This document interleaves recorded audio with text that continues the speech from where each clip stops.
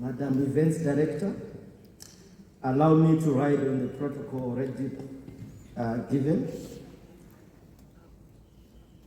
There were calls for an Isabella to come up front. I'm not sure who that is.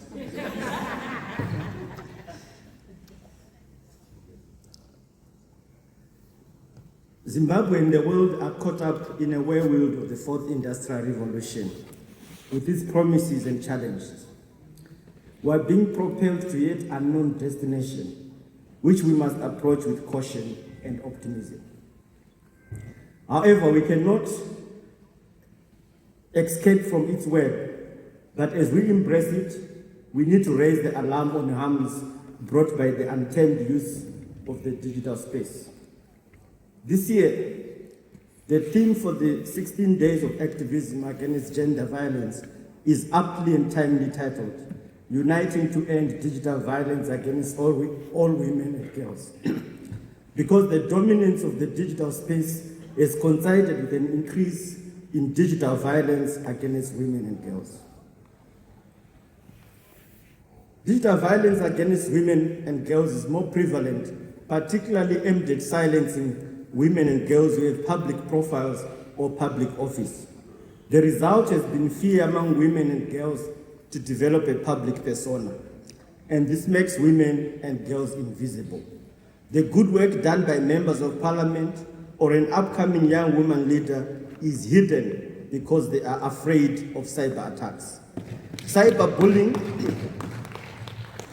and sharing of inappropriate images without consent are among some of the most used tactics to silence politically active women. Sadly, with some measure of success and therefore has emboldened some more of the perpetrators. Digital technological violence is proving difficult to tackle because often perpetrators hide behind VPN masks, committing cross-border digital crimes. So your enemy might not be around or could be somewhere else in another country.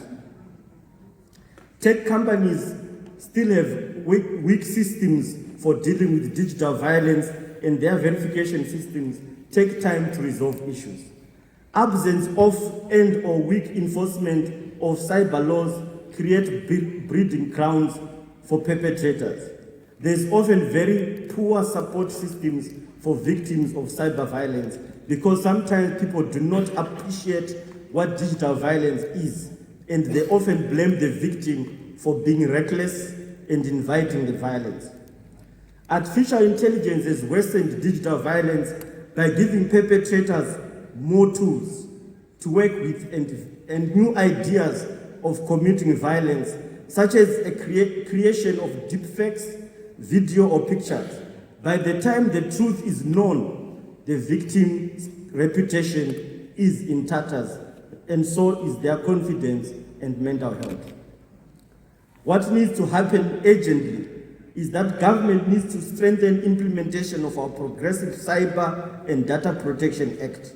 Criminalizing digital violence, we need measures to enact to ensure tech companies are accountable for creating safe digital space where women and girls can thrive. There is also need for awareness raising on the digital violence so that it can be identified for what it is and victims can report and receive support. Law enforcement needs to upskill to understand this rising violence and provide appropriate relief to victims. Ladies and gentlemen, I'm here as a HICC champion. So, what can I do? What can other men do? As a HICC champion, I see an important role for men. We have to sensitize other men on what constitutes digital violence and the need to end it. We need to foster positive engagement on digital platforms. This does not mean we will not disagree with women, but it means we will do so respectively. I challenge other men that it is not enough to be a good man, because you are not one insulting or harming, but if you are not actively stopping the digital violence, you are an accomplice.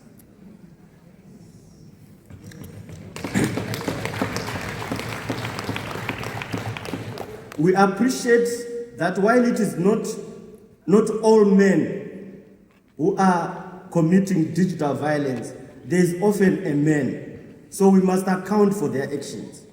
The he for she philosophy is embedded in the understanding that we must depart from the defensive, not all men, to the disruptive, yes, this man. This means that as a he for she champion, we cannot quietly sit while our brothers insult